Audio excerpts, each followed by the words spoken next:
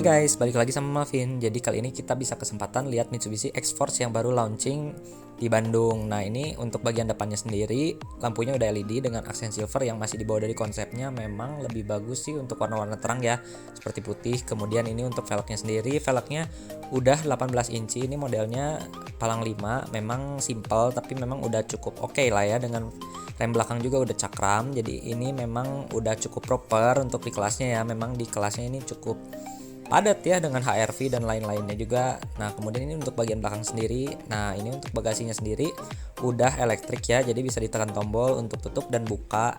Memang bukan kick sensor ya rasanya, tapi memang untuk bagian belakang ini sendiri udah oke, mengingat di kelasnya baru Yaris Cross. Dan juga ini lampu belakangnya LED bar. Kemudian nah ini untuk dibuka otomatisnya bisa ditekan, jadi memang lebih mudah ya, maksudnya dibanding beberapa rival di kelasnya. Kemudian ini bagasinya luas, dalam juga kargonya. Dan ini kemudian ada ban serepnya agak sayang masih yang model kaleng itu, tapi ya it's okay.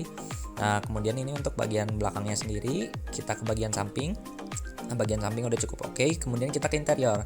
Nah untuk interior sendiri memang ini mobil sekedar info sebasis banget sama Expander. Jadi memang ada banyak part-part yang dari Expander ini, kayak contoh setirnya memang agak mirip dengan Expander ya. Nah layout dashboardnya ini sendiri udah modernnya cukup terintegrasi, jadi memang kayak layar yang nyambung di tengah gitu, tapi memang bezelnya gede. Nah ini untuk speedometernya udah full digital, jadi dia bisa diatur di sini untuk atur volume, untuk atur menu-menunya, dan juga integrasi antara mobil dan juga penumpang sendiri dengan rata-rata bahan bakar, kemudian trip meter, dan juga mode berkendara, dan juga beberapa alat-alat lainnya. Ini menarik sih, di kelasnya memang jarang banget, mungkin seri Omoda kali ya, sama Yaris Cross juga milik Veloz. Nah kemudian untuk bagian head unitnya memang agak sedikit lag, tapi memang ini menarik sih, kayak banyak banget hal-hal yang menarik di dalam ini. Kayak untuk ngatur AC ini kayak sebenarnya agak sedikit gimmick sih, tapi memang ini udah oke banget sih untuk di kelasnya. Memang ya agak sedikit kurang responsif, tapi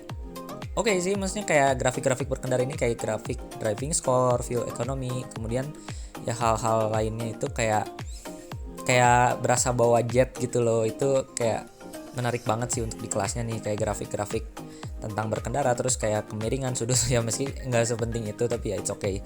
Nah kemudian untuk AC-nya sendiri udah digital, ini ada Nano X juga, jadi ini untuk filter udara itu bagus. Kemudian untuk transmisinya CVT. Nah CVT-nya belum ada manual mode, tapi ada drive mode. Ini belum ada pedal shift. Jadi tapi ada brake hold, juga ada rem parkir elektrik, nah tombol startnya di kanan. Nah kemudian ini untuk laci tengahnya ini gede ya, maksudnya kayak cukup dalam. Nah kemudian ini untuk bagian tengahnya, ini untuk lampu-lampunya ya, ini mobil pameran sih, jadi nggak bisa dinyala mati, tapi ya kurang lebih seperti itu. Tapi lampu kabinnya masih halogen. Kemudian ada pengantung kacamata, dan juga ini ada indikator seat belt. Ya sayang memang belum sensing, katanya sih ada varian, ada seberapa bulan lagi. Terus ini untuk spionnya juga udah auto, jadi ini ada pengaturan digital. Nah ini untuk sun visornya sendiri ini udah lampu LED. Kebalik ya sama lampu tengahnya, tapi udah oke effortnya. Kemudian ini untuk bagian soft paddingnya itu fabrik. Kemudian untuk bagian lacinya ya cukup gede, kurang lebih mirip kayak Expander sih, cuma layout desainnya. Kemudian itu speaker Yamaha. Nah speaker Yamaha sendiri ya memang mungkin oke ya untuk pengalaman. Dan juga ini untuk bagian door trimnya memang agak disayangkan untuk bagian lock doornya, memang modelnya seperti mobil tahun 90-an ya, tapi it's okay. Kemudian kita masuk ke bagian belakang. Untuk bagian belakangnya sendiri ini rasanya joknya empuk, ini lega. Ini layout dashboardnya ya cukup terintegrasi sih, maksudnya kayak modern lah ya. Nah ini untuk bagian kakinya ini gede banget, ini kurang lebih mirip kayak HRV sih, jadi gak terlalu kecil-kecil amat, nggak terlalu gimana, tapi ya sayang banget ini door locknya aja sih, jadi kayak kurang terintegrasi. Padahal desain handle pintunya itu tuh udah bagus, padahal kayak bisa ditambahin sedikit lagi gitu. Kemudian ini untuk lampu kabinnya masih halogen juga, ada armrest di tengah, ada beberapa bagian jok juga udah dicampur dengan kulit antara warna hitam dan juga warna coklat tua ya. Kemudian ini bagian tengahnya sendiri ini juga bisa jadi armrest. Nah ini kemudian untuk bagian jok belakang. Kemudian nah ini untuk center console dari tengahnya lagi, dari bagian belakang. Ya oke sih, lega ya, maksudnya standarnya mirip-mirip kayak Expander, tapi memang ini kayak versi 5 seaternya, tapi ya oke lah, cukup proper.